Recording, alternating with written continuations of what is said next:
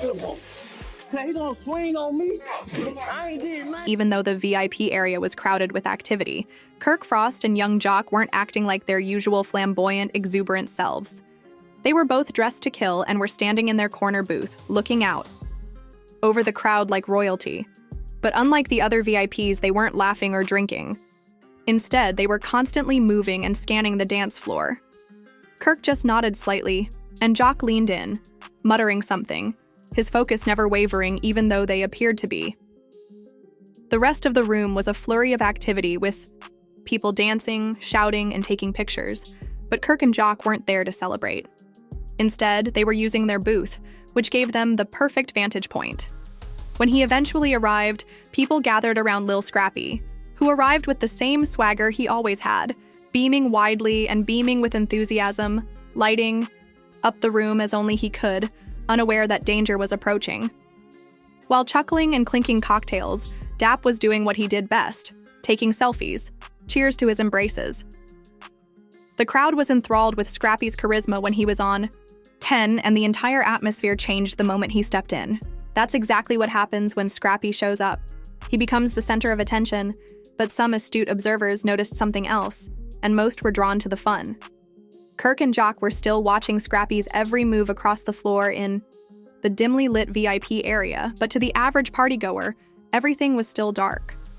Seemed to be well, but for those listening, the anxiety was starting to build when a dancer next to the bar suddenly paused and faced. The atmosphere cooled off once. Scrappy was in the booth, and the Jock nodded, checked his phone, and then slowly looked back out across the crowd as Kirk leaned in again. Scrappy's gang, 2 security guards, even the DJ paused in the middle of the transition, lowering the tempo a little as if he sensed something changing because every flashlight creates a shadow. Jockey nodded slightly in Scrappy's direction while speaking in a low, harsh tone. There were no jokes or smiles, just a heavy, solemn gaze. Kirk narrowed his eyes as he followed Blink. A waitress brought them another round, but the energy made her uneasy, so she put the bottle down carefully, remained silent, and left with slightly shaking hands. She could sense it too. The phones with cameras had not yet been released, and those in the booth started to notice how still Kirk and Jock had turned into predators waiting for the right moment. Meanwhile, those present felt that something was developing. Scrappy was still making jokes with his crew when he stopped, looked over his shoulder, and kept his eyes on Kirk and Jock long enough for everyone to notice the change. One of his boys then leaned in and whispered something in his ear, signaling that the wait was over and that they were ready and not just watching. Look at me, look at me. Let me go. Look at me, look at me. Man, I am frustrated. Shortly after the silence was finally broken, Kirk and young Jock left their VIP position and began navigating the crowd.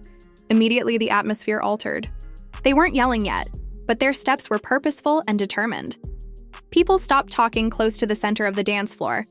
Scrappy was still having fun and enjoying himself with his group, but he saw the movement and saw them coming toward the crowd, which split. As they got closer, he turned to face them with his arms slightly out, trying to keep a neutral expression on his face, and asked, "What's up?" The passion was gone from his voice as he asked in a cool, cautious tone, but neither Kirk nor Jock entered smiling, possibly out of curiosity or caution. Instead, they squeezed close until they were nearly shoulder to shoulder, too close for comfort, and there was a lot of energy pulsing between them, seemed to be fighting with the music, even though it was still booming. But then the shift started, and the slight tension abruptly changed to a harsh one. At first, the Jock leaned low in his voice, but he kept eye contact the entire time, and his eyebrows changed, clearly taken aback. Kirk didn't wait for explanations, but he did pretend to be really confused when discussing what he had asked. You know, he went right in, did exactly what we mean, smiling in our faces, and then licking your lips when we weren't around. Kirk then pulled out his phone and used it as evidence in court, and the screen displayed ready-made receipts. At that point, the seriousness of the situation lessened, and you thought that this wouldn't be returned to us. The receipts were given. To us again.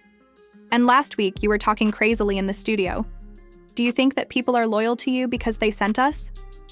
Everything following a brief glance at the phone. Scrappy turned back to Kirk. It's not even the entire conversation. You guys don't put things in perspective, he said, raising his voice slightly as he said, I said what I said, but it wasn't how you trying to twist it, but Kirk refused to back down whether you have context, or not stated it, period. Now that the alleged proof was in possession, the tension changed, and Scrappy's face turned crimson as the atmosphere grew. Y'all acting like I'm some snake, but I have been real with both of you more times than I can count. Snappy snap, I'm afraid of receipts you think none of you are loyal anymore, and half of you are false nevertheless, he remarked, his normally composed manner faltering almost as quickly. When the volume was raised, everything changed. The DJ noticed the shift and slightly lowered the music as previously unlistening people started to listen and the phone started recording. To maintain vigilance, security guards near the perimeter of the dance floor began to creep closer. Scrappy jabbed a finger at Kirk's cell phone saying, "You want to show the others that you were talking slickly about me when I wasn't around?" The comments hit hard like a punch. Jock's automatic advance was halted by Kirk, who said, but Scrappy showed no signs of cooling off. The crowd had gathered around them. Everyone in the club could see them because it was close, but not too close. There was a lot of activity in the VIP area, but Kirk Frost and young Jock weren't acting like their usual flamboyant, active selves like royalty. They were both decked, out and positioned at their corner booth looking out over the crowd. But something wasn't quite right. That this was about trust, pride, and respect now. It wasn't just words right there beneath the throbbing lights. Everything was on the line, and the anxiety was palpable. There were only a few moments left before the final spark ignited everything. Yes, they weren't having fun or drinking like the other VIPs. Both of them held glasses, but their eyes were constantly moving as they surveyed the dance floor. Kirk nodded slightly, his focus unwavering, as Jock leaned in to mutter something. Most clubgoers assumed they were calm and collected, but their body language showed that they were actually drinking. Instead of celebrating, Kirk and Jock were utilizing the perfect opportunity. The rest of the room was a flurry of activity with people dancing, shouting, and taking pictures.